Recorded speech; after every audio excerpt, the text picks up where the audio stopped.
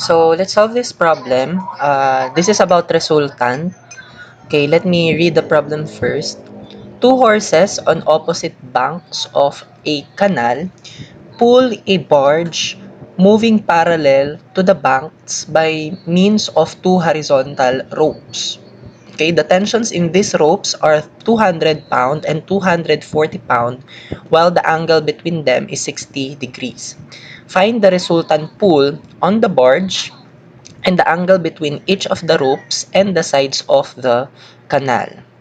Okay, so para masimulan nating i-analyze ito, no, kailangan natin munang i-drawing, no, yung figure, no. So, saan tayo magi-start? So, meron daw dalawang horses, okay, on opposite banks. So, ng kanal. So, ibig sabihin sa gilid ng kanal, no? So, kung i-drawing natin, let's say yung kanal, let's say this is the canal.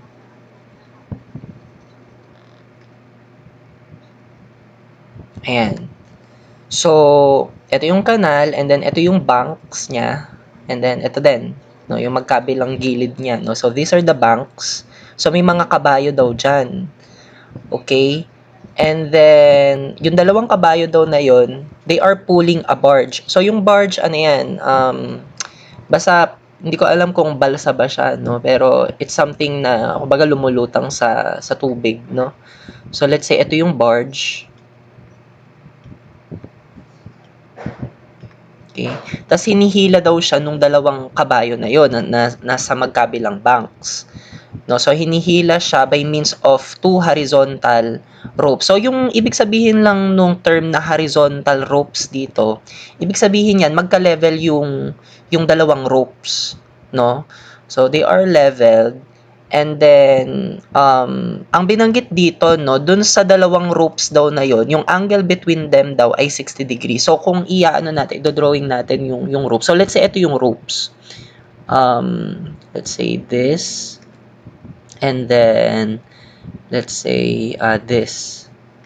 Okay? So, ito, hinihila siya nung horse 1. Then, ito naman, okay, hinihila nung horse 2. So, yung angle between these two ropes daw, so, kumbaga, kung anuhin natin, pagtatagpuin natin yung dalawa na yan, itong angle na to, this is 60 degrees.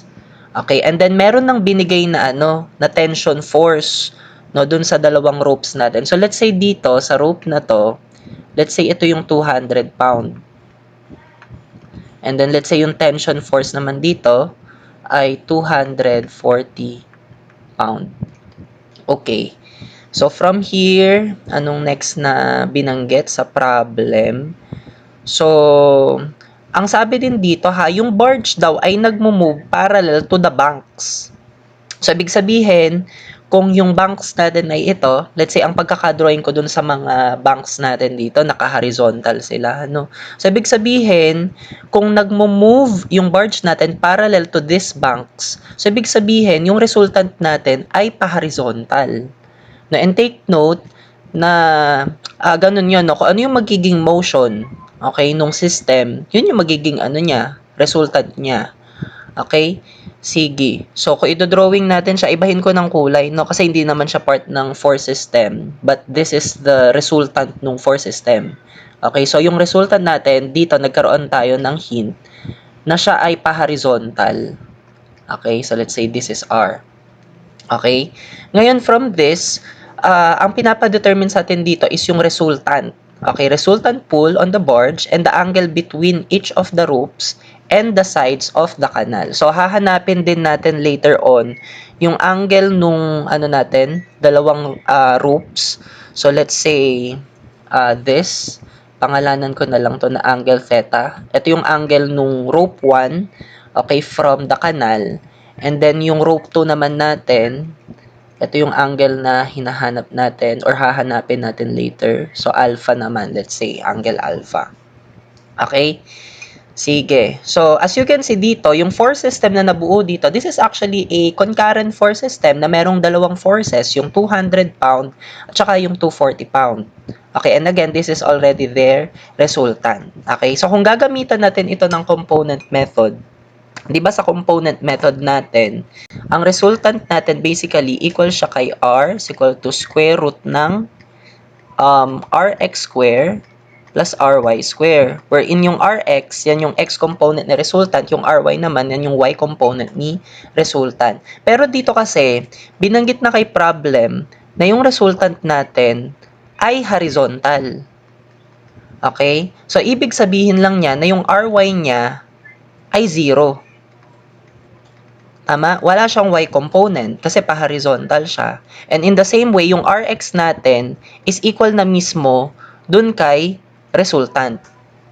Okay? So from here, magagamit kasi natin yung mga info na yan, no? Dun sa magiging solution natin. Okay? So let's say, dito class, no? If we're going to start with ry, di ba ang ry natin, ano lang naman yan? Ibig sabihin yan, y component siya ni resultant. So ibig sabihin yan, pag samasamahin mo lang or isummation mo lang yung y component nung forces natin. So in this case, dalawa yung forces natin, si 200 tsaka si 240. Ngayon, let's say yung ano natin, yung x at y-axis natin, yung x-axis, okay, let's say yan yung horizontal axis, and then yung y-axis natin, yan yung vertical axis. So, yan naman yung conventional talaga, ano. So, ang gusto kong ipunto dito, kung kukunin natin yung y component ng mga forces natin, okay, kakailanganin natin ng angle either from the x-axis or from the y-axis. Kaya lang, ang angle na meron tayo dito ay itong 60 degrees. No? So, yan ay angle between the two forces lang. Pero hindi yan yung angle from the x or from the y-axis. So, in this case, class, ang gagawin natin, mag-a-assign tayo ng angle, no? Nung 200 pound at saka ni 240 pound. Which is actually, inilagay na natin yung inassign natin sa kanila. Na si 200 pound, okay, from the horizontal, okay, inilagay na natin na siya ay angle theta. And then, yung 240 pound naman, inilagay na natin na from the horizontal, siya ay angle alpha. Ayan ngayon yung mga gagamitin natin, let's say, na angle. But take note na yung theta plus alpha, they are actually equal to 60 degrees. So, magagamit din natin yan na data. Okay, or additional na equation. Okay, so simulan natin yung pagkuha ng ry. So, ang sign convention dito pataas ay positive. So, yung ry natin, equated na siya sa 0. Kasi nga, ito yun. Okay, so simulan natin ngayon na i-sum up yung y component ng mga forces natin. Yung 200 pound, ang y component niya ay 200 sin theta. Tama. And then yung 240, by the way, pataas si 200, so siya ay positive. Si 240 naman pababa, so negative yan. And ang y component niya ay 240 sin alpha. Okay, ngayon dito, dalawa yung unknown natin, si theta tsaka si alpha. Pero meron tayong relationship ni theta tsaka ni alpha, di ba? So ang theta, sabi natin, plus alpha equal siya sa 60 degrees. So ang gawin na lang siguro natin, i-isolate natin dyan si alpha. So si alpha, isolate natin. So this will become 60 degrees. Tas yung theta ay transpose mo sa kabila, it will become negative theta. Okay, so substitute natin ito ngayon dito sa alpha na to. Okay, so ang mangyayari, 0 is equal to 200 sin theta minus 240 sin, yung alpha natin ay 60 degrees minus theta. So from this equation, ang unknown na lang dito ay si theta. So pwede na natin itong i-calculate, no? I-ano na lang natin, input natin sa calculus, shift solve natin. Okay, let's do that. Okay, so this is now 0, alpha equal, and then 200 sin, yung theta na unknown, ilagay natin siya sa alpha x minus 240, and then sin ng 60 minus yung, again, yung unknown na theta, which is alpha x. Okay, so from here, pwede natin itong i-shift solve. Okay, solving for theta. Okay, ang kakalabasan niya ay, okay, 33.00449. Okay, so ito, pwede nating sabihin 33 degrees, ano? Sige, so this is already the theta, which is actually, ano na din, no? Pwede natin actually din i-box ito kasi hinahanap din yung angle between each rope, no, and the side of the canal. So, yung angle between the first rope and the canal is yung theta. No, pwede natin tong i-box, no? This is already an answer din, no? Pero going back din dun sa problem, by the way, sige, kunin na rin pala natin si alpha kasi ang alpha naman 60 degrees minus theta lang.